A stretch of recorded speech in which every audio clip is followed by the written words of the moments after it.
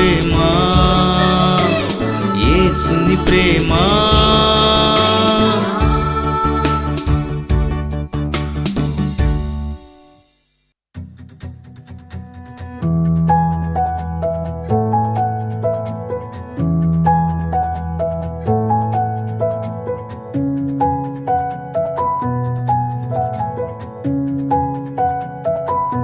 స్తుతి నైవేద్యం. Praise the Lord. ప్రభునందు ప్రియమైన వారలారా, అందరూ బాగున్నారు కదా? ఈరోజు కీర్తన 119 కీర్తన 143, 144 వచనాల మట్టుకు ధ్యానం చేద్దాం. శ్రమయు వేదనయు నన్ను పట్టి ఉన్నవి, అయినను నీ ఆజ్ఞలు నాకు సంతోషం కలగజేయుచున్నవి. నీ శాసనములు శాశ్వతమైనవి, నీతి గలవి. నేను బ్రతుకున్నట్లు నాకు తెలివి దయచేయి. ప్రార్థన చేసుకుందాం. మహాపరిశుద్ధుడా మా తండ్రి, మీకే వందనాలు ప్రభా.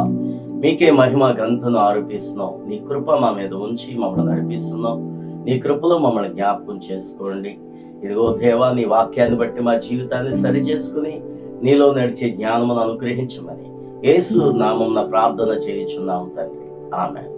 ప్రియమైన వారలారా, దేవుని యొక్క కీర్తన వలన, ఈ యొక్క వాక్యాల వల్ల మనకి ఎంతో దీవెనలు పొందుకుంటున్నాం. ఎన్నో విషయాలు మనం తెలుసుకుంటున్నాం.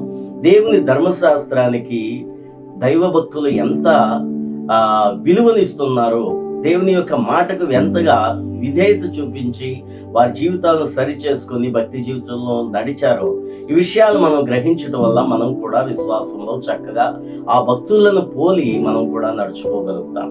అందుకనే అంటున్నాడు ఈ కీర్తనకారుడు, అంటున్నాడు శ్రమయు వేదనయు నన్ను పట్టి ఉన్నవి.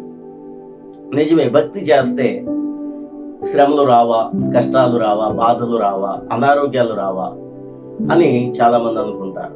భక్తి చేయటం వల్ల శ్రమలు రావని, మనకి వేదనే ఉండదని, లేకపోతే అనారోగ్యం కూడా మనకి ఎప్పుడూ రాదని, ఆ మరణం కూడా రాదు అని బైబిల్ చెప్పట్లేదండి. భక్తులకి కూడా శ్రమలు అనేవి వస్తాయి. అసలు మనం శ్రమల గుండానే దేవుని యొక్క రాజ్యానికి వెళ్ళాలి. కాబట్టి ఇక్కడ ఎంత శ్రమ పడతామో అంత సుఖాన్ని మనము పరలోక రాజ్యంలో అనుభవించగలం.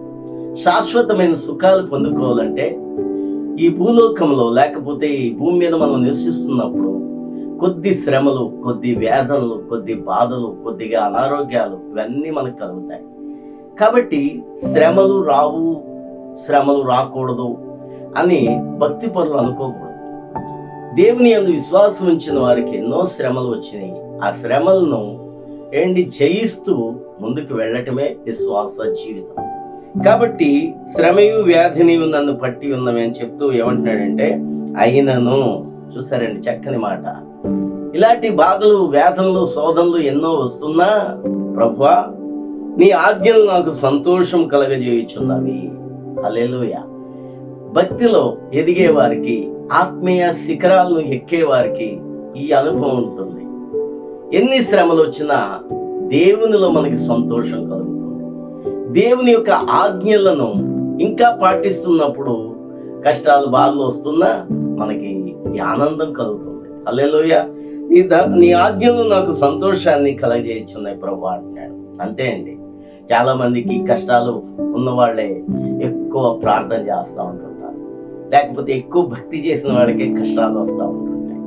అయితే ఈ శ్రమలు, వేదనలు భక్తి పరులను భక్తి జీవితంలో నుంచి ఎడబాటు చేయవు. దేవుని నుండి ఎడబాటు చేయలేవు. ఎంత కష్టాలు వచ్చినా కొంతమంది చక్కగా సంతోషంగా వాటిని అనుభవిస్తూ దేవుని యొక్క మహిమను పొందుకుంటూ దేవుని నామాన్ని మహిమ తెచ్చే విధంగా వారి విశ్వాస జీవితాన్ని కొనసాగించుకోవటం మనం ఎంతో మంది మన సంఘాలలో కూడా చూస్తూ ఉంటుంటాం. హల్లెలూయా. మరి ఇక్కడ చూస్తే నీ శాసనములు శాశ్వతమైనవి, నీతి గలవి. దేవుని యొక్క శాసనములు శాశ్వతమైనవి. దేవుని యొక్క శాసనము, దేవుని ప్రేమ, దేవుని యొక్క ఈ యొక్క సమస్తము, దేవుని మాటలన్నీ కూడా మనకు శాశ్వతమైనవి. ఆకాశ భూమి గతించును గాని నీ మాటలు గతింపో ప్రభు అంటాడు. కాబట్టి ఆకాశము భూమి గతించిపోచేమో గాని దేవుని మాటలట శాశ్వతమైనవి. అందుకనే అంటున్నాడు నీ శాసనములు శాశ్వతమైనవి, నీతి గలవి. దేవుని శాసనాల్లో ఏముందంటే నీతి ఉంది. మంచి ఏదో చెడు ఏదో మనకి తెలియజేస్తాయి శాసనాలు. దేవుని ఆజ్ఞల్లో మనం తప్పు చేస్తున్నామా, ఒప్పు చేస్తున్నామా, ఏది తప్పు, ఏది ఒప్పు, ఏది చెయ్యొచ్చు, ఏది చెయ్యకూడదు, అవి తెలియజేసేవే దేవుని ఆజ్ఞలు. దేవుని ఆజ్ఞలే లేకపోతే, రూల్సే లేకపోతే ఈ లోకం ఎలా ఉంటుంది? లోకంలోనైనా ప్రభుత్వం కొన్ని కట్టడలు చేస్తుంది, రూల్స్ పెడతారు, పోలీస్ స్టేషన్లు ఉన్నాయి, కోర్టులు ఉన్నాయి. ఇవన్నీ లేకపోతే, ఇవన్నీ ఉంటేనే ఎంతో ఘోరంగా తిరుగుతున్న మనుషులు, అవి లేకపోతే ఎలా ఉంటుంది? అలాగే దేవుని శాసనములు, దేవుని ఆజ్ఞలు, దేవునిలో ఎదుగుచున్న వారికి కొన్ని శాసనములు లేకపోతే మనం నీతిగా ఎలా జీవించగలుగుతాం? కాబట్టి దేవుని శాసనములు నీతి గలవి. నేను బ్రతుకున్నట్లు నాకు తెలివి దయచేయము. నీ నీతిని వెంబడిస్తూ, నీ శాసనములను పాటిస్తూ జీవించే జీవితము నాకు దయచేయం ప్రభువా అని ఈ భక్తుడు కోరుకుంటున్నాడు దేవుని. ఎంత మంచి కోరిక! నిజమే, ఈ లోకంలో చాలా కోరికలు మనకు ఉంటాయి. మనకి కావాల్సిన వాటిని అన్నిటినీ దేవుని దగ్గర పొందుకుంటూ మనం విశ్వాసాన్ని కాపాడుకుంటూ ముందుకు సాగుతాం. దేవుడు ఏదైనా మనం కోరుకున్న వాటిని ఇచ్చినప్పుడు సంతోషించి, దేవుడు నాకు ఇది ఇచ్చాడు, దేవునికి స్తోత్రం అని నలుగురిలోనూ అందరిలోనూ స్తుతులు అర్పిస్తాం.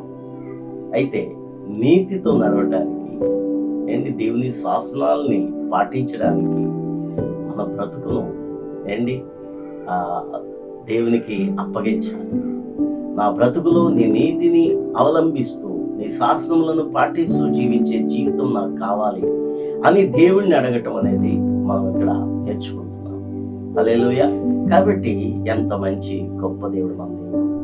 ఆయన పరిశుద్ధుడు కాబట్టి, ఆయన నీతిమంతుడు కాబట్టి, ఆయన న్యాయవంతుడు కాబట్టి, మనకి ఆయన శాసనములను బట్టి, ఆయన వాక్యమును బట్టి మనకు అన్నీ నేర్పిస్తూ, అలాంటి మంచి జీవితాన్ని దేవుడు మనకి ఆయన పాఠశాలలో మాత్రమే నేర్చుకోగలం, ఆయన మందిరంలో మాత్రమే ఇవన్నీ నేర్చుకోగలుగుతాం. కాబట్టి ప్రియమైన వాళ్ళారా, దేవుని వాక్యాన్ని ప్రేమిద్దాం, దేవునిలో మనం జీవిద్దాం, మన జీవితాన్ని నీతిమంతంగా మార్చుకుందాం. అంటే దీవెనలో దేవునికి ఇచ్చిన ప్రార్థన చేసుకుందాం. మహాపరిశుద్ధుడైన మా తండ్రి, నీకే వందనాలు ప్రభువా. ఈ వాక్యం ద్వారా మాట్లాడిన ప్రతి మాటను వింటున్న ప్రతి ఒక్కరికి ఏదో వారి జీవితాలకు అన్వయించుకొని నీతియుక్తమైన జీవితాన్ని అనుభవించే భాగ్యమును నాకును మా అందరికీ నేర్పించమని యేసు నామమున ప్రార్థన చేయుచున్నాం తండ్రి. ఆమేన్. నీవే నాలోని జీవానివై, నా హృదయం పాడేను నీ పాటలే. నీవే నాలోని జీవానివై, నా హృదయం పాడేను నీ పాటలే. పొంగి